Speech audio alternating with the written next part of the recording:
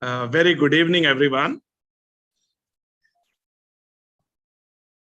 I have great pleasure in inviting all the students of LLM program, as well as the aspirants to this very special webinar with our Director of Center for Postgraduate Legal Studies, Professor Dr. Nimika Jha. And this webinar is special in the way that we are introducing our Director of CPGLS, the Postgraduate Legal Studies Department, for the first time this way, because it took over very recently. And as a professor of law schools, he has taught for quite some time at Jindal Global Law School. As a lawyer, as a law professor, Professor Nimika Jha has a very distinguished experience. I hope some of you must have read about her in the bio which we shared. But what makes Professor Nimika truly special is, apart from being a gold medalist at NUJS Kolkata in old times and going to Harvard Law School for an LL.M. and completing her PhD from Fordham University, New York, she has experience of working as a corporate lawyer, as a commercial lawyer in some of the world's most prestigious law firms in New York and in India and in other parts of the world. At the same time, very rarely we find corporate lawyers like Dr. Nimika to make a switch in a more permanent way as a law professor. In the US or many other countries, you may find it. In India, it's absolutely rare. And I'm very, very delighted to have her today to talk to you about the one-year LL.M. programs which are being offered at Jindal Global Law School, and also in a way to show you the vision, the region of our one-year programs. But before inviting her, I would like to tell you one thing. I did an LL.M. at University of Delhi Faculty of Law, and the options which were with us, I'm talking about the year 2005, was either doing a 2-year LL.M. program or a 3-year LL.M. program. In many universities, even today, it's a 2-year LL.M. or even 3-year LL.M. program in the country. At the same time, I'm absolutely delighted to tell you that since 2013, I'm actually thankful to the Universities Grants Commission, the UGC, which brought this remarkable reform in postgraduate legal education in the country by bringing UGC 1-year LL.M. regulations. I will recommend every student attending this session or thinking about LL.M. program to must read the notification of UGC, which brought 1-year LL.M. program in existence in India. And if you look at that, you will realize it was a team of professors and a committee set up by the UGC, which looked into the possibility of having a world-class 1-year LL.M. program in India for the first time. And it was successfully brought for the first time in 2013. School became the first law school setting up a Center for Postgraduate Legal Studies, or what we call CPGLS, and launched 1-year LL.M. program in 2013. Today, we have 8 different LL.M. programs in the residential format. And there are LL.M. programs in corporate and financial law, to LL.M. in international trade and investment law, LL.M. in intellectual property and technology law, to ADR, to even tax and human rights, as well as a general legal studies LL.M. program, where a student can specialize in any area, or for that matter, can take just a general LL.M. We also have an LL.M. in non-residential classroom program which we offer in association with WWF India in Lodi Road, Delhi, which is an LL.M in environmental law, energy and climate change.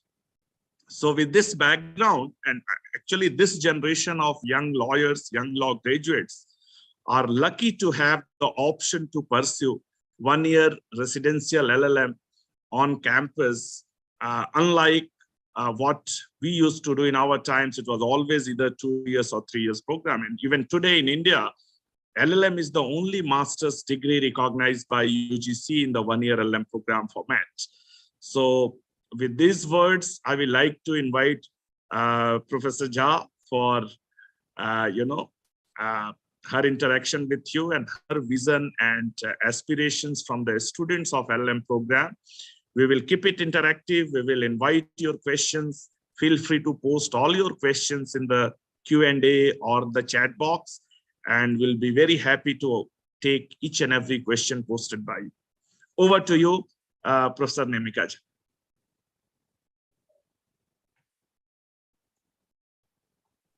Sorry. Yeah, so thank you so much, Professor Anand, for that generous this introduction, and a very warm welcome you.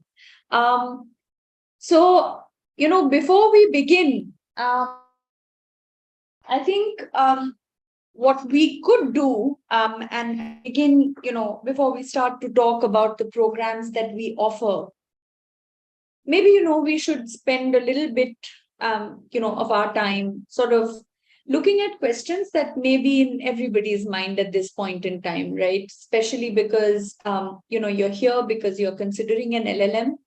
And the one question that would be lurking in your mind is how do I make an informed choice, the specialization, and really why should I be joining Jindal Global Law School? What's so different about this law school, and on what parameters should I really be considering an LL.M at Jindal, right? So these are, I would guess, the broad questions in everybody's minds.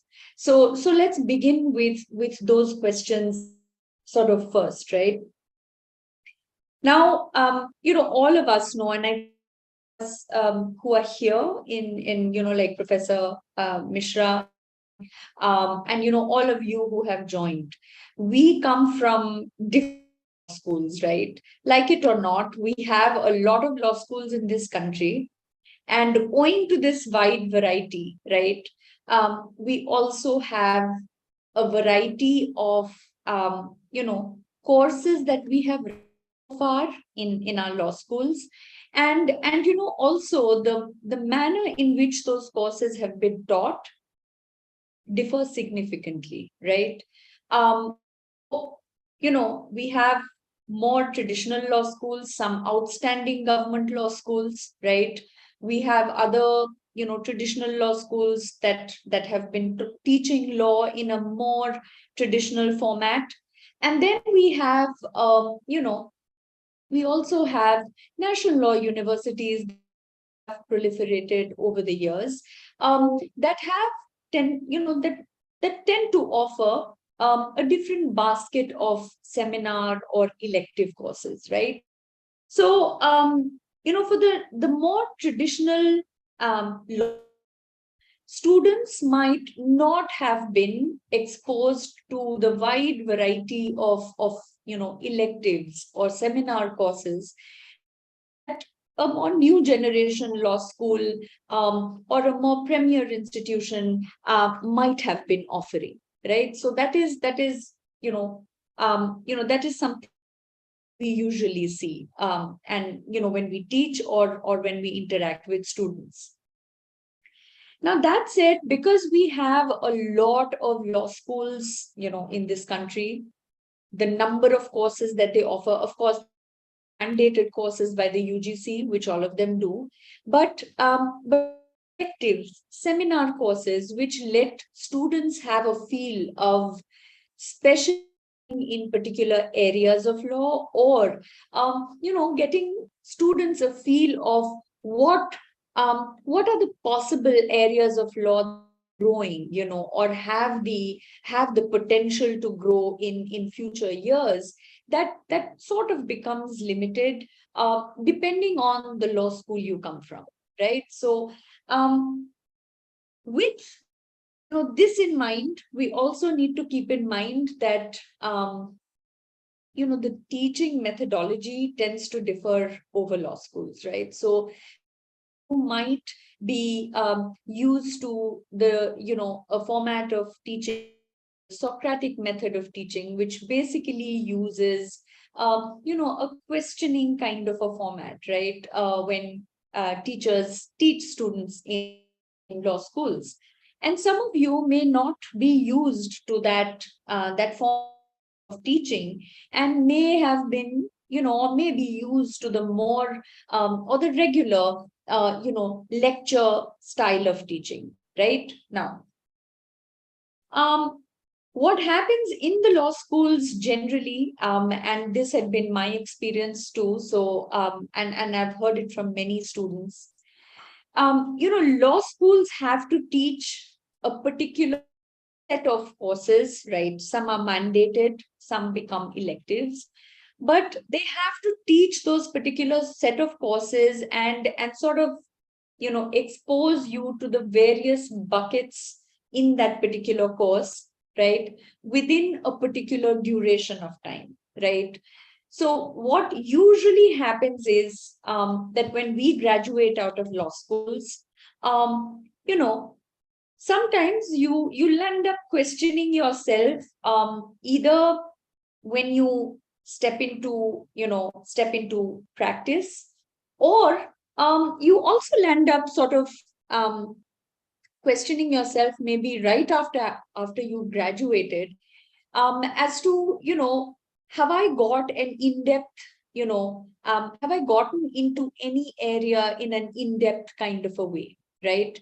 Us tend to sort of develop uh, an inclination towards a particular area of law, either when we move into practice. Sometimes we want to know about the same area of law that we are practicing. So, for instance, when I graduated from law school and I took up my job, my first was at Amarchand Mangaldas, what used to be what is scam. I went into the corporate law practice, right? And after some time, I did want to go ahead and specialize in corporate law. At the same time, I have seen many of my colleagues, who wanted to transition out of corporate law, yet specialize in that area, because during their practice, they did get a chance of, say, interact with other, practitioners who were practicing that area, or dabble with another area of law that, they took a liking to. So sometimes this desire to sort of know more or specialize more in a particular subject happens once, you've entered practice, like it happened for me, or happen, right after you graduate from law school. And, that's a time when most law students do question as to, they take stock and they question themselves as to how much did we really learn in law school. And having read a wide array of courses in law school, there's always a chance that you start leaning towards certain law subjects. There is a natural preference you might have, or through your internships, you start liking a particular area of law and you want to know more about that particular area of law more, right? So it's necessarily, there comes a stage where, there is a desire to specialize, know more about a particular area of law may be interested in, or you might also be finding yourself where you just want to read and research more law, but you haven't really thought of, which specialization take to at this stage, right? So now specialization important, right? Specialization is also important because, if you look around, even in India, right, gone are the days where we have practitioners who are generalists, right? So the only place where I do see practitioners being generalists, is litigation, right? Where they will also take matters of constitutional law, administrative law, labor law, corporate law.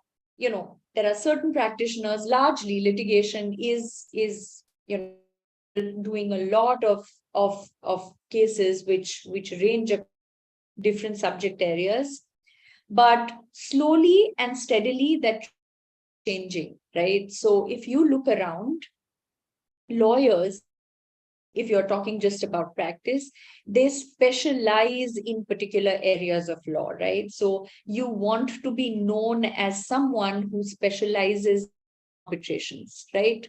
Or arbitrations, people have gone deeper, investment arbitrations, right?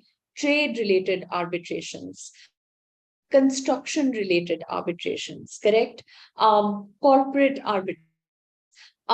So even in a place like litigation, people are specializing in certain areas. The practice is becoming niche, right? Now, when we look to the other side, which is, say, people who have not chosen to practice in courts, but have gone, to practice law in, say, law firms, right?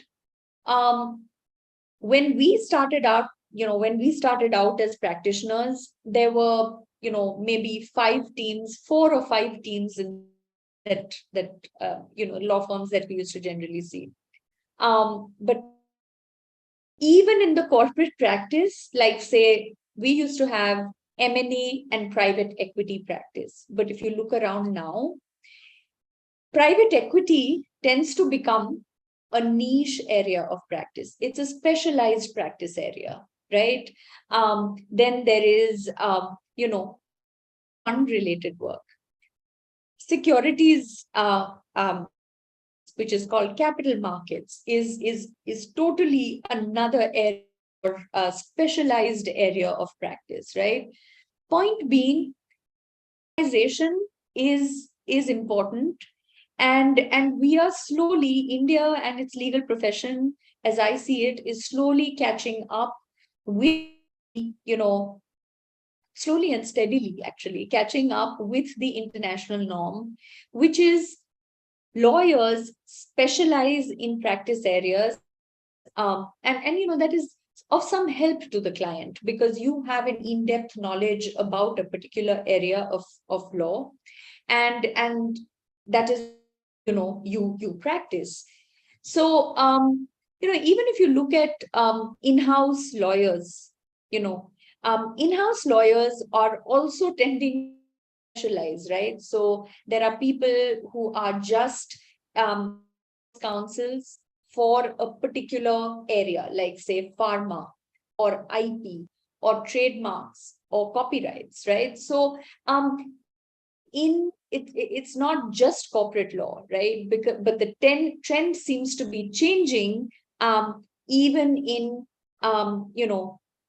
litigation, even in courts, and the trend seems to be changing even when you're looking at um, practice in corporations as in-house lawyers, right? So there is a tendency, for this legal now to respect specialization.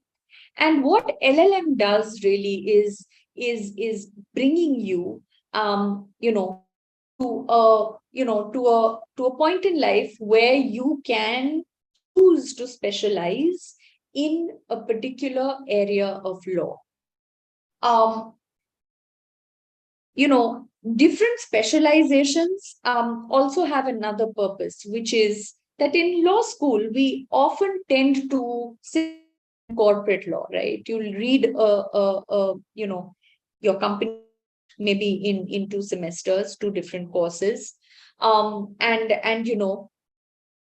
don't get to, not all law students get to say, take an elective on mergers and acquisitions. There are not many who would be exposed to say securities regulation in during undergraduate studies in the law school, right?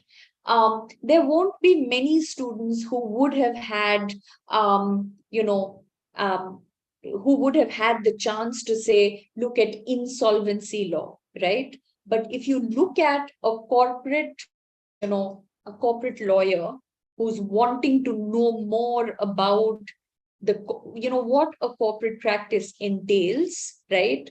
It's necessary to sort of understand the whole life cycle, right? And all the issues that come up in during the course of setting up a corporation, taking it public, maybe listing it, and taking it public and listing it, and maybe delisting it, right?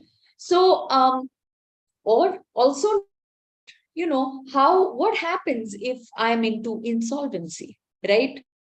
I think undergraduate studies are geared towards to different kinds of law, right? But LLM is geared towards giving you a whole range of subjects that are interrelated, right? Which help you get into an in-depth analysis as to the various issues involved. They really think about the issues involved. They help you ways to sort of spot gray areas of law that may be right, and maybe think about frameworks, recommendations that might plug in the holes that we have in a particular area of law, right? And that happens when you choose to study further, reflect further in a particular area of law, or even if you don't know what that specialization needs to look like, then you need to be at an institution at least, which in your postgraduate studies offers you a wide variety of courses from which you choose to learn more about the area of law that you seem to care about, right? Why specialization more, is also important in today's day and ages, and why I say that the legal fraternity seems to respect lawyers who are specialized in some sort of subject matter, is not only because it enhances your resume, so to speak. You turn out as a more informed lawyer. You know more about the areas that are problematic. You probably debated about the various the issues that surround legal issues that surround a particular area that you may be looking at, and therefore you're a more finessed lawyer, you are a better informed lawyer, and in a better position to provide legal services to your client, right? You would have also now that law firms respect specialization in a big way, and many law firms in the country now who actually want you to get an LLM, and they actually give you, they keep you on their rolls, and they encourage you to get an LLM from a university, which helps you in your practice. So the next question is, we have a desire to specialize here. I'm sure that's how all of you are here. We know what an LLM does, really. Primarily, it's helping you think critically, and it lets you have a deeper issues, on the issues that are surrounding that particular area of law.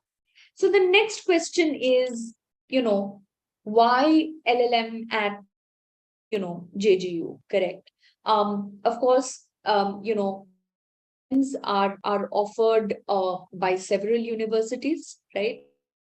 You have an array of courses which are offered by various institutions in the country, but having kind of having taught at Jindal, right, and seen the kind of courses that we offer, let me add a little bit about why I think this law school or Jindal Global Law School is sort of set to give you a more, an unparalleled experience in terms of your LLM studies, right? We don't, you have all heard about it. It is the number one. It's, voted as the number one private university. Don't need to tell you that it's the number one law school. It's getting counted as, one of 100 to 500 institutions in the world, right? So all that statistics is out there. But what makes the courses here more special? What makes what is so different about Jindal? So the first thing that mind which sets this institution apart from others is the kind of faculty that has attracted over the years, right? And the kind of academic and practical experience that your faculty bring to the class, right? There are many like me. Professor Mishra had said, I tend to have, I've had a long practicing career before I chose to enter into the academic world, and there are many like me in law schools here, in the law school here, and we didn't seem to have that kind of a mix of faculty when I go back to my law school days, right? So number one reason why I think Jindal sort of distinguishes itself is because of the kind of faculty that teach at Jindal, right? Domestic and international faculty. You'll see that most of your faculty members here not only have, um, significant academic experience, right?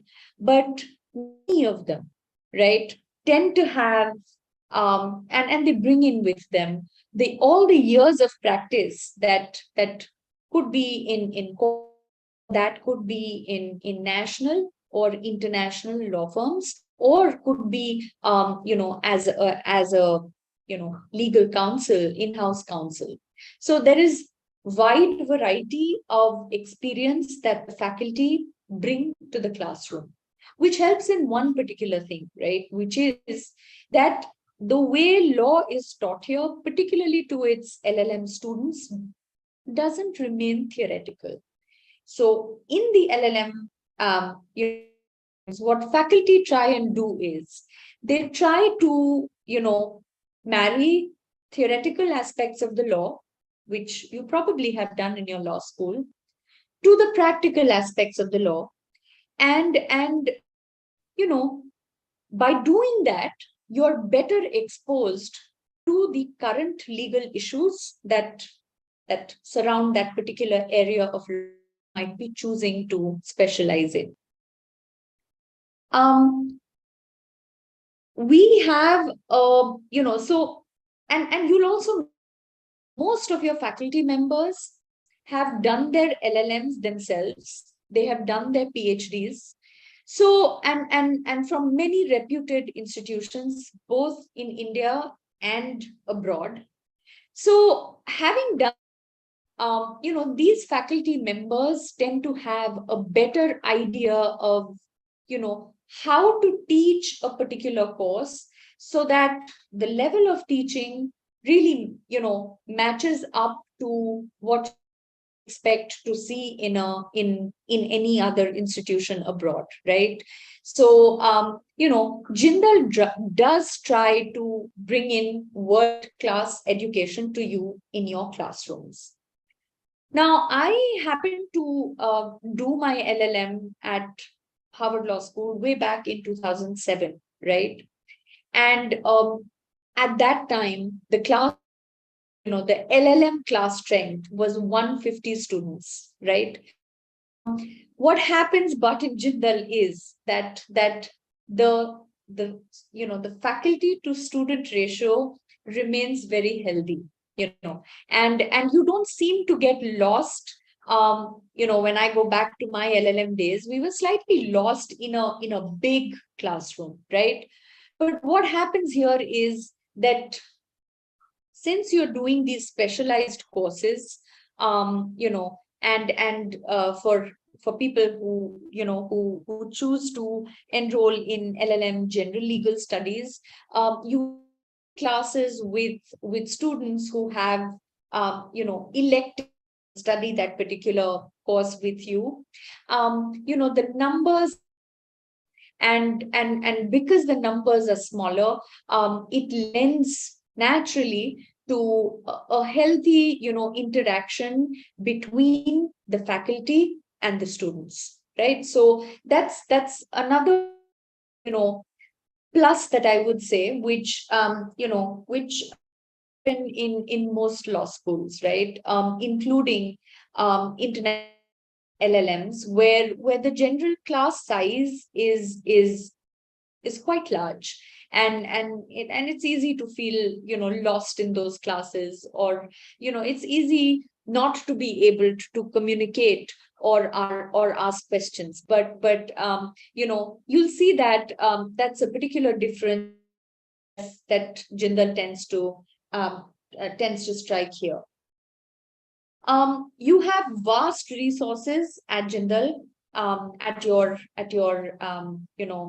in your hands, really, and great resources to research with, right?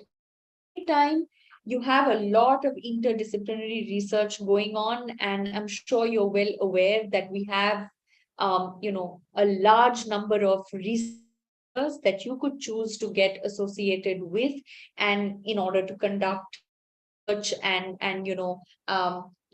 have a critical dialogue, so to speak. The one other so other difference that I see in school is that because of these factors, particularly its faculty and the way it has designed its courses, it tends to bring in not just Indian perspectives, but it tends to expose you to global perspectives. So in a lot of specializations, that a lot of specialized courses that you'll do in the specialization you may choose, you're also being exposed just to how the Indian law has catered to to that particular issue at hand, but how courts or judicial bodies in other jurisdictions might it, right? So that's another thing which is built into the various specialized courses that go with the different specialization.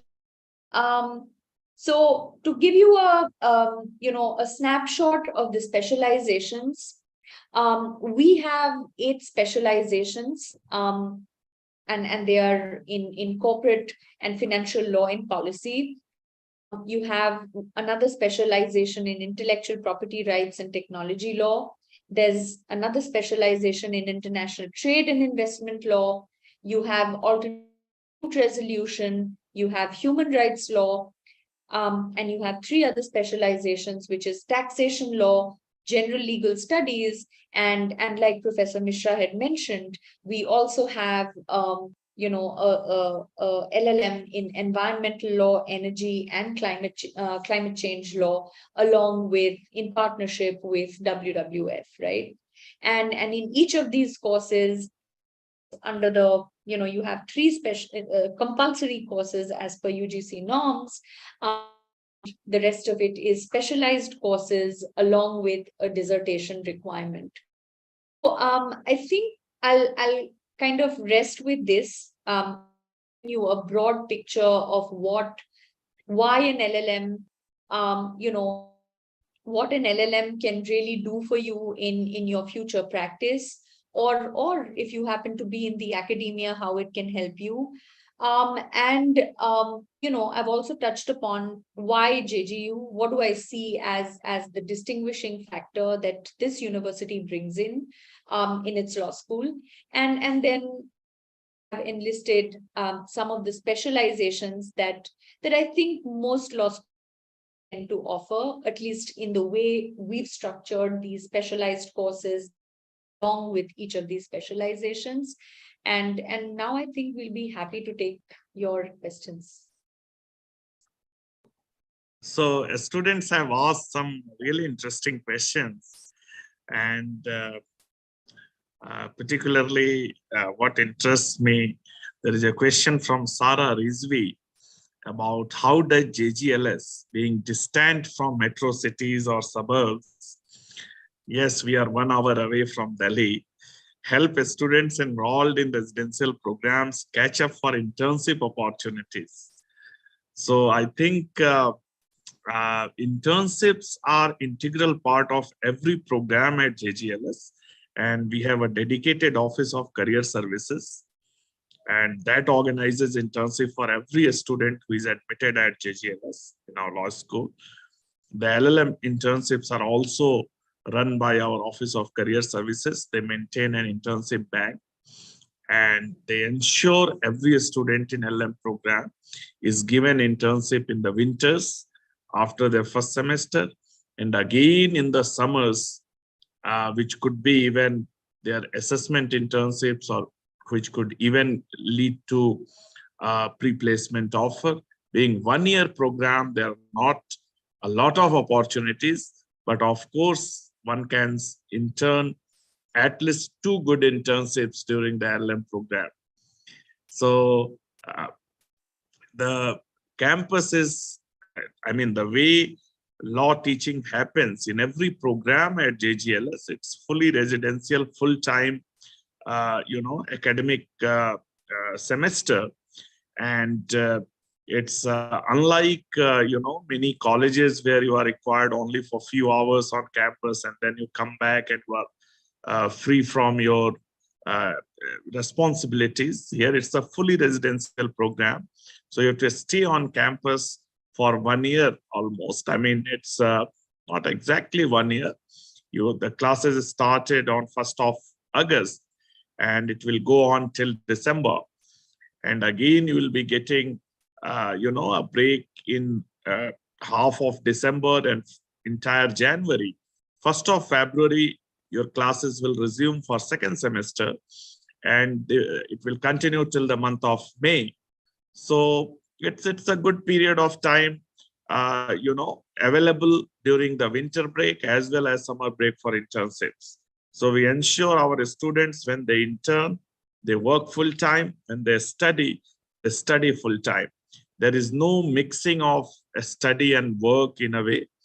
And that is why it's a rigorous academic program. And it should be avoided by those who want to, what in India we say, doing an MA or an LL.M side by side. It's not a side by side degree. It's a full-time residential campus program. And you have to be a dedicated student of law. And when you are a postgraduate student, responsibility is even more to produce better work when you are given your, assignments or research papers or any academic responsibilities by the faculty members. So that is my answer to your question. Ridhima has asked about placement opportunities for LL.M students. So let me tell you, law school is, as a law school, as a university, we try to provide as many opportunities we could for our students. But a university or law school is not a job placement agency. Our core job, the core, I will say, business of the university is to teach, to research, to empower you with high quality education and exposure. But uh, the jobs our LLM graduates have secured in past, I can tell you, if it comes to academia, our LLM graduates are teaching at prestigious law schools, including some national law universities. One of our LLM graduate is a permanent faculty member in National Law University, Jodhpur. There are our LLM graduates who are teaching even at Jindal Global Law School and many other law schools around the country. When it comes to corporate law practice or firms, our LLM graduates are working in many firms. One of our LLM graduate has rose to become a partner in AZB, and that's remarkable.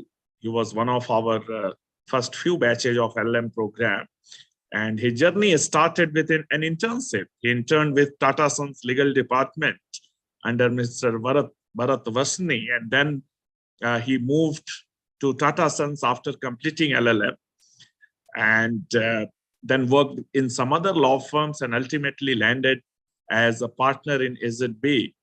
So students make their careers in multiple ways. There are many graduates who even get placed in company legal departments.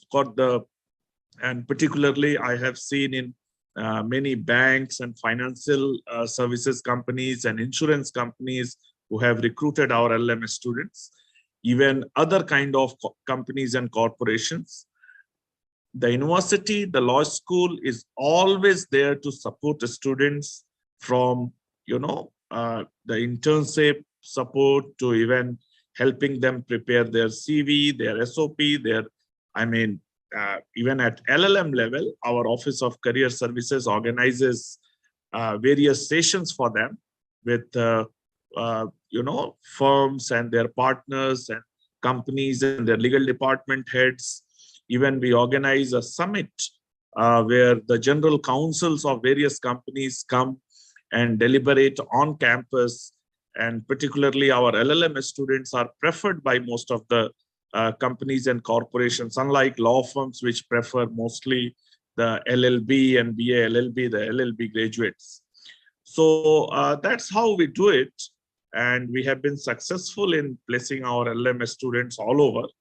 I mean, one of our LLM graduate, I remember, joined a think tank and now a director of a leading, think tank in Delhi. It's called Center for Civil Society. Some of our LLM graduates I know are teaching law schools in Bangalore and Delhi and other parts of the country. Some of them actually went abroad, completed another master's. Some of them made even international careers. So a lot depends how you take your academic journey at the law school forward, how you use your time, what has been your past background. And the only thing I can assure with this 1 year of residential campus experience is certainly going to improve your skills substantially. You are going to become a better lawyer, a superior legal professional in all the ways, whether you choose to even go back to courts to practice law, or you choose to, explore the options in academia or firm or companies or whatever, profession you choose for yourself. So that is what I will answer to your question, Ridhima. Then I can see there is a question about environmental law, energy and climate change LLM program. And I will certainly like to answer this, but even invite our director of CPGLS also to throw some light. This is a unique program because this we offer in collaboration with a leading international NGO, the Worldwide Fund, WWF, is like one of the world's leading non-governmental organizations. And their India office has collaborated with us. I have shared a link, which is like an experience of a student who pursued this program in Delhi. And this is a program not offered on campus. So there is no residential component in it. The classes are organized in WWF Center in Delhi, and of course offered by both the professors from Jindal Global Law School as well as the practitioners from the Worldwide Fund for Nature, the WWF India office. So I think this is an ideal program for anyone having interest in environment or related concern, or those who want to even develop themselves as environmental lawyers or activists or workers, or in any way if you want to work for protection of environment. Yeah, so to add to Professor Mishra here, just to give you a sense of what that program is doing, like Professor Mishra said, this is basically in collaboration with WWF, right? And what are you really looking at in this program? Program on issues surrounding the environment, right? And very few programs, I would say, basically to all, these three legs, meaning one, give you, a snapshot of issues surrounding environment, bring you up to speed on the legislative front, and then, tackle issues which have to do with energy and climate change, right? So like, it's more about like, adaptation to climate change. But, this program is geared um, towards tackling issues, dealing with exposing you to current issues, energy and climate change. So here you can expect, courses like international environment, national environmental law, energy laws and policy issues there. How about renewable energy development in India?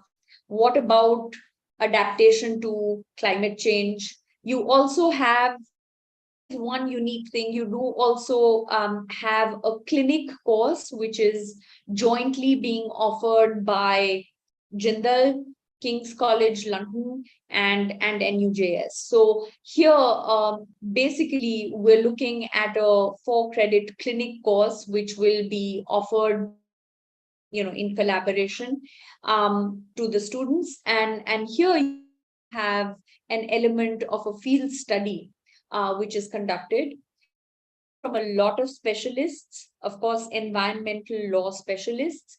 And the idea is to bring you up to speed with all regulatory issues, policy concerns, not just domestic, but also international.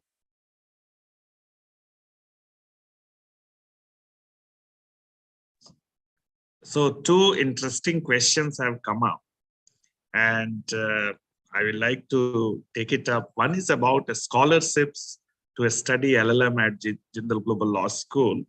And Karthi has asked that question because we also accept CLAT PGA score. So she is All India rank 800 in the OBC category. So I will tell you, Karthi, there is a scholarship program. There are scholarships of 4 types. There's a 10% tuition fee. There's another 25% tuition fee. We have 50% tuition fee, and even we have a scholarships of 100% tuition fee. They are in different numbers. Certainly the 100% tuition fee are very few, and that require very high LSAT or CLAT or JSAT law, the other entrance exam which we accept the score. With your rank, I will recommend you to send your CLAT scorecard to our admissions, LL.M admissions team. I will actually request Mr. Raviraj and Ms. Arkiran to share their email addresses to you. And you can share your CLAT scorecard. We have a defined policy. They can even post the policy details as well. But if we consider not a category rank, but the general merit list rank, and there are scholarships available. in our LM program, we award more than, say, 70 scholarships, and you may get one if your rank in the entrance exam is within our scholarship merit list. The other requirement of a scholarship is the parental income should not be more than 30 lakh. So all the scholarships in the university are merit cum means. We do not have any merit scholarship. So even if you have rank 1 in a particular entrance exam, it may not get you a scholarship if your parental income is more than, say, 30 lakh. So it's ensured by the university only those students who otherwise may not be able to afford the cost of studying at JGLS should receive the scholarship amount. So I hope I answered your question. Please get in touch. My colleague has posted their email address. You send your LSAT score, CLAT scorecard to them. Another question, which is, I will like to take interesting question from Jamil Ahmed, who has asked that LLM is generally of 2-year course, but you are providing in only 1 year. So will you be giving an LLM degree or 1-year PG diploma program? So I tell you, since 2013, 1-year LLM degree program has become the mainstream LLM program in the country. Today, almost all the premier law schools in the country offer 1-year LLM program only. Almost every national law university offers only 1-year LLM program. Every premier law school offers only 1-year LLM program. I will rather say now 2-year LLM program is being offered by very, very few institutions, and mostly our traditional universities who have not changed yet. Otherwise, 1-year LLM program is now the rule. It's being offered by majority of law schools and universities in the country who are able to set up a dedicated center for postgraduate legal studies, because 1-year LLM program requires a dedicated team of faculty for LLM program only. And for a law school like Jindal, where we have 462 full-time faculty members, we are actually the largest law faculty in whole of South Asia and probably whole of Asia. Only there could be a Chinese law school bigger than us in terms of faculty size. But we are certainly the largest law faculty in our country and South Asia. The second largest law faculty is my alma mater, University of Delhi, which has some 150 full-time faculty members or 160 full-time faculty members. And this benefit of having a large faculty is that whichever area you choose to specialize, if you think about IPR, we have some 20 faculty members who are having a specialized education, exposure, working, projects in IP. If you think about corporate law, there could be another 15 to 20 professors. You think about even human rights or taxation, or even any area for that matter, even ADR or constitutional or administrative law, or even family law or labor law, the traditional courses. We may not be offering LM in those areas, but we have a whole department, a good set of people who are researching, teaching, writing, publishing only in those areas. So that's the benefit, that we have some 25 research centers we run, from ADR to, say, environmental law. And there are dedicated research center in corporate and financial law and policy to, say, human rights, or even there is a research center on gender, on even clinical programs. There is a center on clinical programs. There is one on intellectual property and technology law. There are some 20 plus research centers. There's a research center dedicated to constitutional law studies and public law and jurisprudence. So that benefits a student. If you want to associate in any of the areas, there are a good number of scholars and professors who are out there to guide you. So 1-year LM is a perfectly, valid, recognized, and widely accepted. Rather, I will say it has become the mainstream LLM program of the country now. So you'll be receiving an LLM and not a PG diploma or anything like that. And the present legal status is 1-year LLM and 2-year LLM program. Both are equally valid, equally good, equally, capable for all practical purposes. And you have to choose which you want to pursue based on your, time schedule, your availability, your preferences. Then the Karthi is asking about, will JGU help LLM graduates to do JD, the Juris Doctor SJD programs abroad? Is there any tie-ups? I would like to invite our director, CPGLS, also to answer this question. We have tie-up with 350 universities and institutions around the world. But this journey to JD or SJD can certainly start and can be, assisted in some way if you are a student at Jindal Global Law School. Over to you, Professor Nemika. So like Professor Mishra mentioned, we have, dual degree programs, right? And these dual programs, it's not necessarily JD, it's a dual LLM, and not an SJD in 2 years, because it is basically a PhD in law, right? So that's the equivalent. It's called an SJD in the US, right? Now we have dual degree programs with various partner institutions, and the number of the partner institutions, they confirm each year as to who is still going on and conducting the dual degree program that particular year. But yes, for the dual degree programs that are available that particular year, LLM students are eligible to take those up. And what happens is that you study for 1 year and then you have to go ahead and study at the other partner institution. Now, in addition, we do have exchange programs as well, right? And programs are more like a semester in a partner's institution, right? But you have to complete the credit requirements that are required to be completed. But you can choose to do 1 semester under the exchange program, during studies. Now, we have spots available each year, but highly competitive. It is pretty competitive who goes exchange program, and there's a screening mechanism. You apply. So for instance, for the dual degree as well, you apply, you get selected at JGU, and you also get screened by the partner institution who whether they are extending you an offer for the dual degree. So yes, we have dual degrees and exchange programs, that certain dual degrees and exchange programs that the LLM students can take up.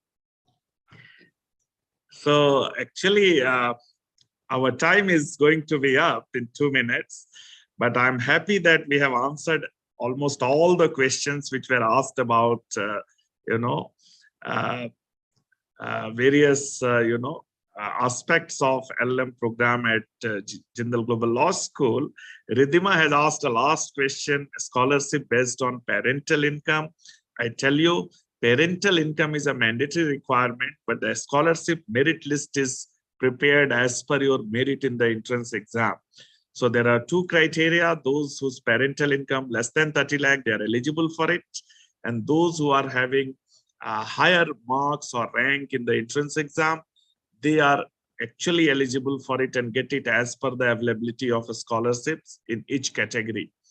So with this, I think it's time to close the webinar, but I will like the students who are attending it to certainly join the program if you are serious about pursuing LM this year, because we started classes on 1st of August, and almost it's like our 2nd week of classes in progress, and it's a lot of I will say time if you look at the law school teaching for 1 week or 2 weeks.